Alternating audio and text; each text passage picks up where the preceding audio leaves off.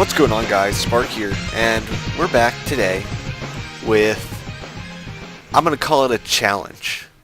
The other day I was asked via private message on YouTube to make a version of Peacekeepers that is more control than aggressive. Because I think the last time we built it, it was kind of either a hybrid or very aggressive. So we're going to go ahead and try and do this. I don't know how well it's going to work, but we're going to attempt it. So, let's get these things back in here, and we're going to play it much more controlling. Okay. So let's start in the beginning. Good control. With token creatures, you want things like this that are going to give you creatures that can chump block and do something else again. So the ability to chump block twice, the Doom Travelers absolutely have to stay in there. We're not playing aggressive, so the Elite Vanguards might not be necessary. They're in an aggressive card. Now, still in most cases, they're going to be a 1-for-1 because they still have their power being what they are, a 2-1 for 1 mana. They might not come out yet. Loyal Sentry, whenever it blocks a creature, destroy that creature and Loyal Sentry. Loyal Sentry is a removal card in this instance, and even if they have to kill it with a card, it's still 1-for-1. And when you're playing control, you really want to go 2-for-1s, but still, this can save you and hold you off, so I'm going to keep it in there for now. Battle Cry is absolutely not necessary, and those are probably going to get taken out. Honor, I might leave in here, just because we're still going to have white creatures. There's still going to be tokens out, regardless of whether they're control-ish or not. There are still going to be white creatures on the field, and I don't see Honor being bad in those circumstances. Journey to Nowhere is a removal card. Has to be in there for the control version. Master Decoy should be in there for the control version. Pacifism should be in there for the control version. Raise the Alarm is a 2 creatures for 1 mana, or for 2 mana. Not bad. Ring of Thune might actually end up being a win condition, because if you can just control the field long enough, you can get 1 creature to be ginormous and kill him with it. But with so much good removal that's been added with the new decks, I don't think the Ring is a good win condition. Spectral Rider, probably not great. 2/2 for 2 mana. Again, with so many new things being added, chances are they're going to have a white creature. If not, it's going to be easily dealt with. Squadron Hawks should be in there for sure. Anything to keep your hand advantage. It's good against the decks that make you discard things, and it's really solid just as a deck thinning mechanism. Attendant Knight, again, puts out another token, and he has first strike. She has first strike. Apparently she has boobs, so she's got first strike. She's going to be solid. So it'll probably stay in there. Crusader of Audric might not be as necessary as it was before, so I think I'm going to cut down on these guys, just because our goal isn't to keep creatures out there, it's to get through for a final kill, not necessarily to continue to maintain things. Fiend Hunter does his job well for control. Flicker Wisp enters the battlefield, exile another target permanent, return that card to the battlefield under its owner's control at the beginning of the next end step. So you can use it on your creatures or your opponents. It's awesome.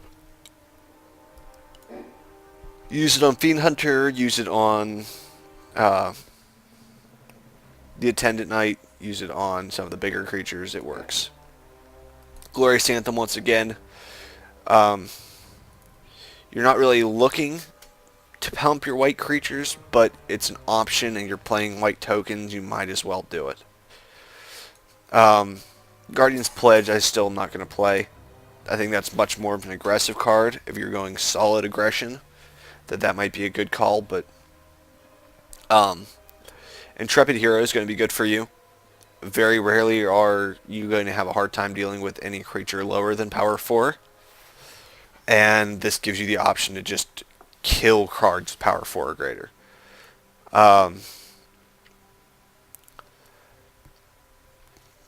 You don't really have anything that you can trick with this. It would be one thing if you had a flash card that where you could be like, this guy's tapped. They're going to be like, okay, we can attack. And then you flash a creature in, untap him, and then block and kill something. But without that mechanism, I don't think the Midnight Guard is necessary. The Night Guard Patrol is a little bit more useful. First Strike and Vigilance. So it can attack and be there to block. So I'm probably going to play those. O-Ring. O-Ring's amazing. Absolutely has to be played. Pen and Blade. We'll go down to a 1 of right now. It might come out. Because again, our goal isn't to have a lot of creatures out. If a creature gets big, then we can deal with, or then, if all of our creatures get big, then that's how we're going to win. But I don't think that we're going to have one creature out there and have a whole bunch of tokens and that one creature get gigantic and win with him. I just don't see that happening. So actually both of those might come out. Safe Passage is a Wrath of God in some circumstances, or the I really need to survive another turn. With Junchar now being in the format, as well as Pyroclasm and everything else that does that, Lavalanche and Savage Twister and all that fun stuff being added in, I definitely think Safe Passage is a good call in a deck where, they're going to be like, okay, he's just stalling the game until he can get out his win condition. I'm going to do this, kill all of his creatures, and attack and win. And you go, nope, I'm going to prevent all that damage. You're going to save yourself a turn, and you might be able to win from that. So I like that one. I don't know if the 3-for-1 1/1 white creatures is worth it. I'm going to go down to 3 for now, because I really don't think 4 is necessary under any circumstances. But we'll leave 3 in for now and see what happens. We still have a lot of cards to go through. Let me grab the rest of these guys, if I can. Okay. So, we're at Dawn Elemental. Prevent all damage that would be dealt to Dawn Elemental. Absolutely necessary when you're trying to stall the game. So, my idea of a control deck like this, a mono-white control, is I'm going to put out tokens, and I'm going to delay this game until I can get out a win condition, which is Geist, Honored Monk, which is Captain of the Watch, which is Sun Titan, which is, things like that. So, that's the goal. When it dies, you put out a 1/1. I don't think this is worth it at all, just because its mana cost is way too high. I understand stalling the game and making things last longer with the lifelink is good, but for 4 mana, you just have so many better things to play. So I think those guys are coming out. Mausoleum Guard dies, you put out 2 1/1 white token creatures with flying onto the battlefield. That's amazing. That absolutely has to be in there. Even though this gives a 1/1 with flying, 4 mana for 2 1/1 white flyers, absolutely. Master Tactician attacks. This is the essence of control in this deck. You will have tokens out most of the time, and if you can do that, this just gets you in for damage regardless. Sigil of the New Dawn helps you reoccur your creatures. That has to be in there. I don't think you need the Windborn Charge. I don't like Archon of Justice.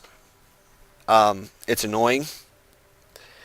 And actually it probably will fit in very well in this type of deck.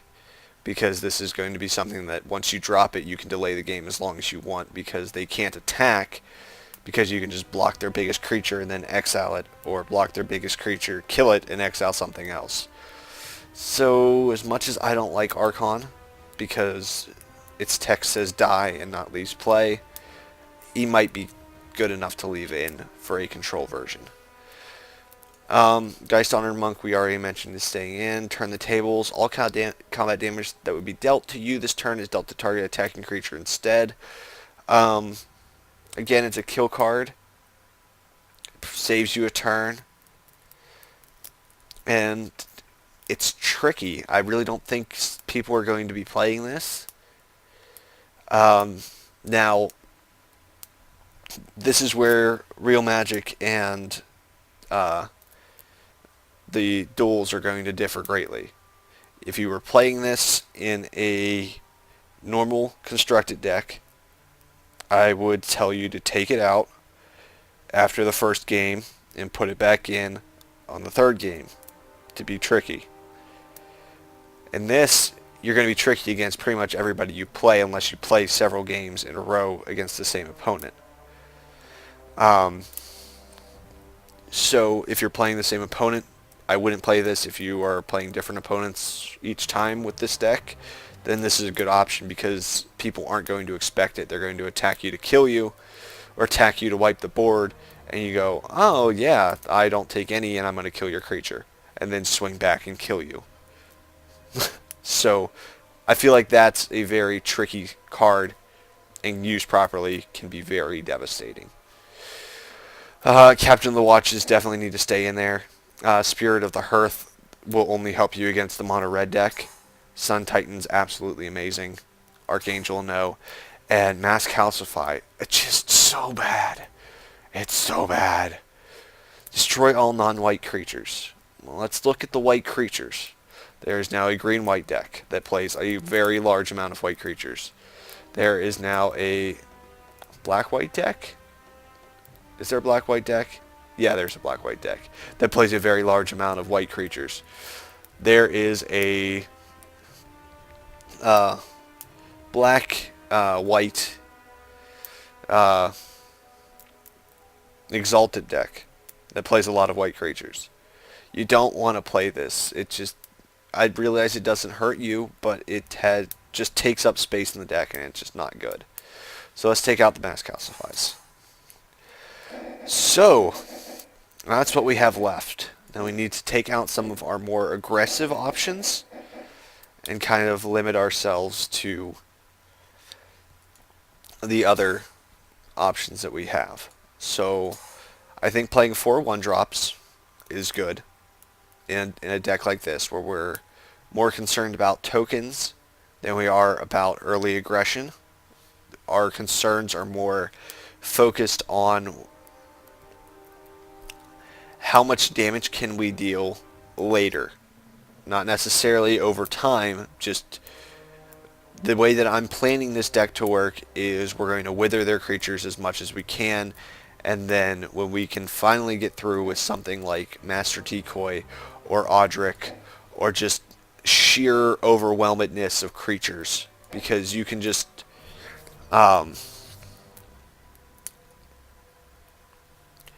there's just a ton of tricks that you can do with the Sigil and with various other creatures that you can just abuse with this deck. So I feel like 4 1-drops is good. I feel like that's enough for our deck to function properly, especially with a free mulligan. The 2-drops, the honor is definitely necessary. The journey is the Master Decoys, the pacifisms, the raise the alarm, the Squadron Hawks. So I don't feel like we can take out any of our 2-drops. I think those are very important to the deck. 3-drops, the Ardent Knight's very good. The Fiend Hunter's very good. The Flicker Wisp is good. Glorious Anthem, Intrepid Hero. The Night Guard Patrol might not be as necessary. It doesn't really get us a 2-for-1 advantage. It just is able to attack if it can. So I think that'll be taken out. O-Rings further our goal. Safe Passage furthers our goal. Captain's Call, to an extent, Let's get down to 2 of these guys. Um, Dawn Elemental, definitely. Mausoleum Guard, definitely. Audric, yes, yes. And, pretty much everything else after that's yes. So this is the card that I'm iffy about. I feel like that has to come out. Got 10 more cards to take out. Um, so what doesn't further our goal as much as it could? Um,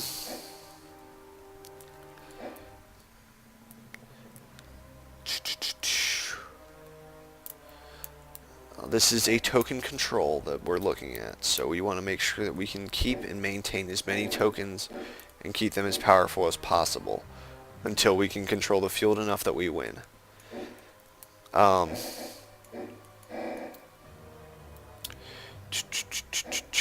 We have a lot of 2 and a lot of 3 drops, so we should try and minimize those.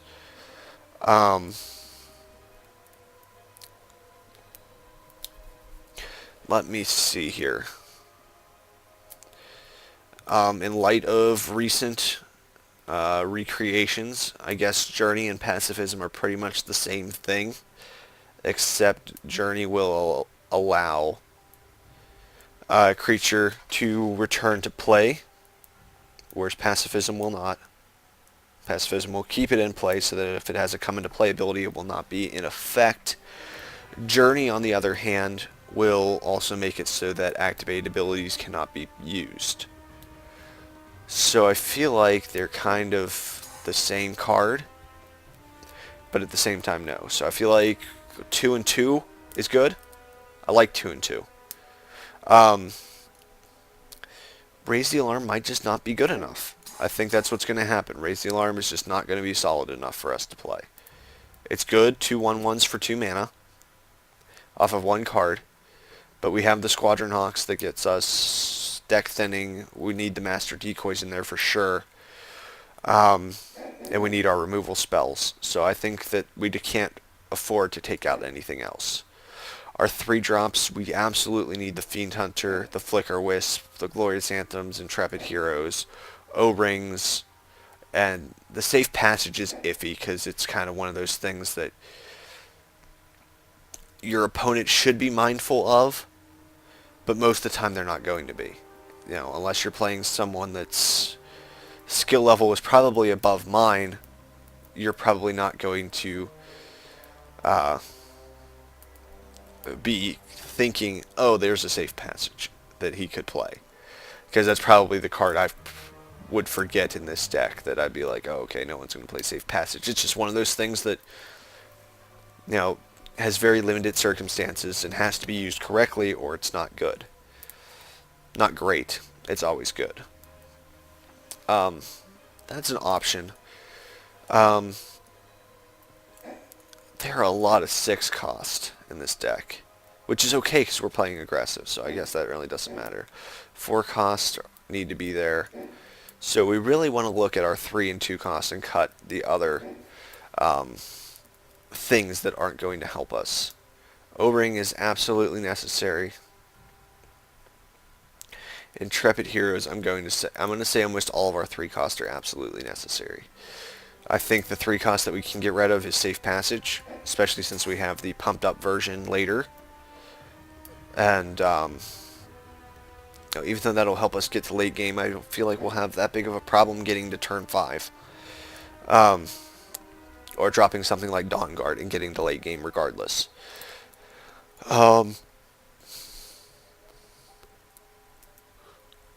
I really don't see another 3 cost that I would be comfortable removing. So let's go back down to our 2 cost. Let's cut down on 1 of each of these. That's our early game removal, and I'm kind of skeptical to do that, but we do play the other 2 O-Rings. I feel like 4 removal early on is really all we need until the Intrepid Heroes start working and they can just do whatever they want. So, 4 more cards.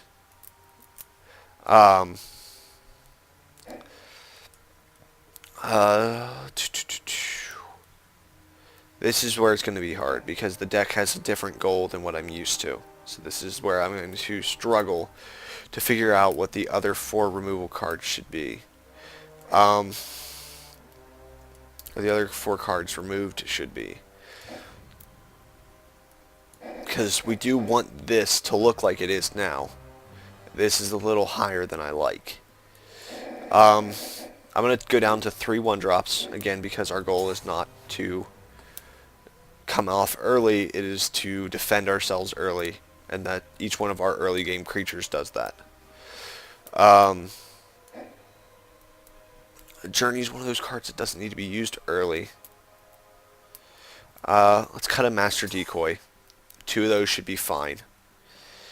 And we need 2 more cards. 2 more cards we should run. We should not run. I'm still looking at 2-drops. I'd like to get rid of 1 more 2-drop and 1 3-drop. Would give me the curve that I would be happy with. Because we only play 14 cards. I guess that's a lot that are 5 or 4 or greater. So let's see. If I were to get rid of another 2-drop, I don't think I could. I'm very happy with what we have here. 3-drops, this is the guy that I'm looking at right now, but I feel like she is way too powerful to do, and helps our deck way too much to remove it. I feel like the Flicker Wisp might be, but it helps so much with other creatures. It's just there's no way to reoccur it, and it doesn't have flash, so it doesn't save something. So I think I'm going to take out the Flicker Wisp. That's one of the very last cards that I'm planning on taking out. So keep that in mind, that it is a very strong card and can be played if you feel like something else should be removed in its stead. Lastly, I'm going to go with removing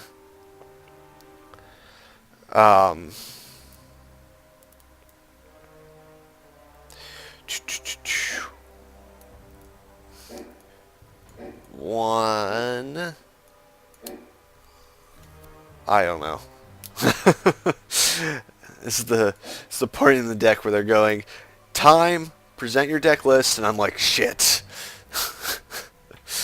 Oh, let me see here. If I were to cut something real quickly, they're calling for the deck list right now. What am I going to cut? What am I going to cut real quickly? 1 card, 1 card, 1 card, 1 card. Pacifism. I don't want to do it, but we play 3 other removal spells as well as control-y type cards. You know, these guys are basically pacifisms when they're out, and they're just a little bit easier to kill. It's not like we have a shortage of removal, and we do play the Archons for anything big that does get out of control. I think I'm happy with that. So final list. This is what we're presenting to the judges.